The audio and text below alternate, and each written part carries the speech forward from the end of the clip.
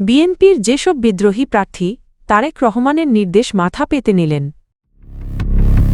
প্রধান উপদেষ্টার সঙ্গে সাক্ষাৎ করলেন জাপানের সাবেক প্রধানমন্ত্রীর স্ত্রী আকি আবে।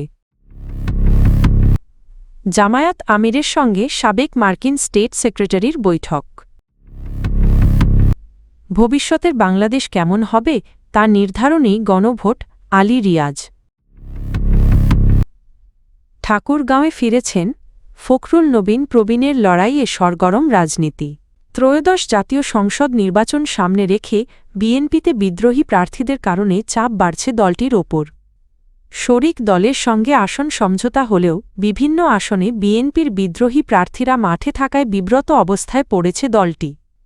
এ পরিস্থিতিতে বিদ্রোহী প্রার্থীদের পর্যায়ক্রমে গুলশানে বিএনপির চেয়ারম্যানের রাজনৈতিক কার্যালয়ে ডেকে বৈঠক করছেন ভারপ্রাপ্ত চেয়ারম্যান তারেক রহমান। বৈঠকের পর একাধিক স্বতন্ত্র প্রার্থী তাদের প্রার্থিতা প্রত্যাহারের ঘোষণা দিয়েছেন। ব্রাহ্মণবাড়িয়া -1 আসনের স্বতন্ত্র প্রার্থী সৈয়দ একে একরামুজ্জামান দলীয় সিদ্ধান্তে নির্বাচন থেকে সরে দাঁড়ানোর কথা জানান। একইভাবে ঝিনাইদহ -4 আসনে মুর্শিদা খাতুন মাদারীপুর 3 আসনে আসাদুজ্জামান পলাশ এবং সুনামগঞ্জ 5 আসনে মিজানুর রহমান চৌধুরী প্রার্থিতা প্রত্যাহার করেছেন। এছাড়া ব্রাহ্মণবাড়িয়া 6 ও নারায়ণগঞ্জ 2 আসনসহ আরও কয়েকটি এলাকায় বিদ্রোহী প্রার্থীদের সরে দাঁড়ানোর সম্ভাবনা রয়েছে বলে দলীয় সূত্র জানিয়েছে। বিএনপি নেতারা বলছেন দলীয় ঐক্য বজায় রাখতে বিদ্রোহী প্রার্থীদের প্রত্যাহার প্রক্রিয়া অব্যাহত থাকবে। জাপানের সাবেক প্রধানমন্ত্রী শিনজো আবের স্ত্রী আকি আবে রোববার ঢাকায় রাষ্ট্রীয় অতিথি ভবন যমুনায় প্রধান উপদেষ্টা অধ্যাপক মুহাম্মদ ইউনুসের সঙ্গে সাক্ষাৎ করেছেন। এনকারেজমেন্ট অব সোশ্যাল কন্ট্রিবিউশন ফাউন্ডেশনের একটি প্রতিনিধি দলের নেতৃত্বে তিনি বাংলাদেশ সফরে রয়েছেন। সাক্ষাতে আকি আবে শিনজো আবে ও অধ্যাপক ইউনুসের ঘনিষ্ঠ সম্পর্কের কথা স্মরণ করেন এবং দুজন পারস্পরিক স্মৃতিচারণ করেন। আলোচনায় নির্বাচন পরবর্তী সময়ে অধ্যাপক ইউনুসের ভবিষ্যৎ পরিকল্পনা তুলে ধরা হয়। তিনি জানান ডিজিটাল স্বাস্থ্যসেবা উন্নয়ন, তরুণদের ক্ষমতায়ন ও উদ্যোক্তা তৈরি এবং টেকসই উন্নয়ন লক্ষ্যমাত্রা এসডিজি বাস্তবায়নে কাজ অব্যাহত রাখবেন। এছাড়া অধ্যাপক ইউনুস আগামী মার্চের 3য় সপ্তাহে সাসাকাওয়া ফাউন্ডেশনের আমন্ত্রণে জাপান সফরের কথা জানান। সফরে সামুদ্রিক গবেষণাসহ বিভিন্ন ক্ষেত্রে দ্বিপক্ষীয় সহযোগিতা জোরদারের বিষয়ে আলোচনা হবে। এ তথ্য জানান প্রধান উপদেষ্টার উপ-প্রেস সচিব আবুল কালাম আজাদ মজুমদার। জামায়াতে ইসলামীর আমির ডা. শফিকুর রহমানের সঙ্গে সৌজন্য সাক্ষাৎ করেছেন মার্কিন যুক্তরাষ্ট্রের সাবেক স্টেট সেক্রেটারি অ্যালবার্ট টি. গম্বিস। রোববার দুপুরে জামায়াতের কেন্দ্রীয় কার্যালয়ে এ বৈঠক অনুষ্ঠিত হয়।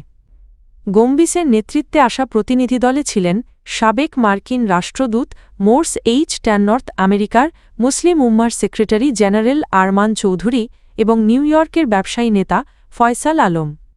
বৈঠকে জামায়াতের শীর্ষ নেতারাও উপস্থিত ছিলেন। সৌহার্দ্যপূর্ণ পরিবেশে অনুষ্ঠিত আলোচনায় বাংলাদেশের বর্তমান রাজনৈতিক পরিস্থিতি, আসন্ন জাতীয় সংসদ নির্বাচন ও গণভোট নিয়ে মতবিনিময় হয়। পাশাপাশি বাংলাদেশ ও যুক্তরাষ্ট্রের দ্বিপক্ষীয় সম্পর্ক আরও জোরদারের ওপর গুরুত্ব দেওয়া হয়। প্রধান উপদেষ্টার বিশেষ সহকারী অধ্যাপক আলী রিয়াজ বলেছেন, আসন্ন গণভোটের মাধ্যমেই ভবিষ্যৎ বাংলাদেশের দিকনির্দেশনা নির্ধারিত হবে। রোববার বরিশালের বেলস পার্কে বিভাগীয় ইমাম সম্মেলনে প্রধান অতিথির বক্তব্যে তিনি এ কথা বলেন। তিনি জানান, গণভোটের মাধ্যমে জনগণ ঠিক করবে আগামী দিনে দেশ কিভাবে পরিচালিত হবে। দীর্ঘদিনের সংগ্রামের পর পাওয়া বাংলাদেশে জবাবদিহিমূলক রাষ্ট্রব্যবস্থা প্রতিষ্ঠার জন্য এই গণভোট অত্যন্ত গুরুত্বপূর্ণ বলে উল্লেখ করেন তিনি। অধ্যাপক আলী রিয়াজ বলেন, রাজনৈতিক মতপার্থক্য থাকলেও আগামীর বাংলাদেশ কেমন হবে এ বিষয়ে সবাইকে ঐক্যবদ্ধ হতে হবে।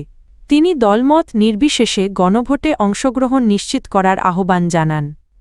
সম্মেলনে বিশেষ অতিথি মনির হায়দার বলেন, গণভোট সফল না হলে ফ্যাসিবাদ ফিরে আসার আশঙ্কা রয়েছে। অপপ্রচারের বিরুদ্ধে আলেম সমাজকে সচেতন ভূমিকা রাখার আহ্বান জানান তিনি। সম্মেলনে বরিশাল বিভাগের বিভিন্ন জেলার 12 শতাধিক ইমাম অংশ নেন। বিএনপি মহাসচিব মির্জা ফখরুল ইসলাম আলমগীর রোববার দুপুরে নিজ নির্বাচনী এলাকা ঠাকুরগাঁওয়ে পৌঁছেছেন। ঢাকা থেকে ফেরার পর তার আগমনকে ঘিরে জেলায় রাজনৈতিক তৎপরতা বেড়েছে। দলীয় সূত্র জানায়ও তিনি রোববার দলীয় কার্যালয়ে নেতাকর্মীদের সঙ্গে বৈঠক করবেন এবং এরপর নির্বাচনী বিধি মেনে প্রচারণা শুরু করবেন। রাজনৈতিক বিশ্লেষকদের মতে এবারে নির্বাচন মির্জা ফখরুলের জন্য চ্যালেঞ্জিং। তার প্রধান প্রতিদ্বন্দ্বী জামায়াতে ইসলামের প্রার্থী দেলাওয়ার হোসেন। নির্বাচনে ধর্মীয় মেরুকরণের আভাস এবং ৫ আগস্ট পরবর্তী পরিস্থিতি, চাঁদাবাজি ও গণমামলার মতো ইস্যু আলোচনায় রয়েছে। উভয় প্রার্থী ঠাকুরগাঁও বিমানবন্দর চালুর প্রতিশ্রুতি দিচ্ছেন। মির্জা ফখরুল এটিকে নিজের জীবনের শেষ নির্বাচন বলেও উল্লেখ করেছেন। অন্যদিকে স্থানীয় ভোটাররা বলছেন, অভিজ্ঞতার রাজনীতির সঙ্গে তরুণ প্রার্থীর প্রতিযোগিতার ফল নির্ধারিত হবে ভোটের দিনই।